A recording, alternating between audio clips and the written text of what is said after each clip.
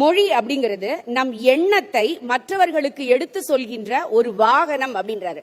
நாம இன்னைக்கு அதை அந்த அளவில் ஒரு உணர்ச்சி இல்லாமல், அதாவது ரொம்ப இமோஷன்லாம் ஆகாம நாம அப்படி அதை பயன்படுத்துறோமா அப்படின்னு அவங்களுக்குள்ளார சுய பரிசோதனை செஞ்சுக்கிட்டாலே இதற்கு பதில் கிடைக்கும் அப்படின்னு நான் நினைக்கிறேன்.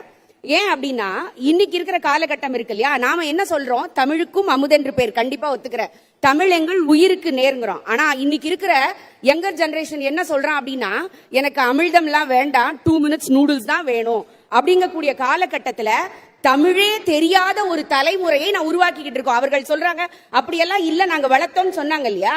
தமிழ் கட்டாயமாக பள்ளிகளில் இருக்க வேண்டும்னு 2009 நீங்க கொண்டு வந்தீங்க. இன்னி வரைக்கும் அதை நடைமுறைப்படுத்த முடிஞ்சதா?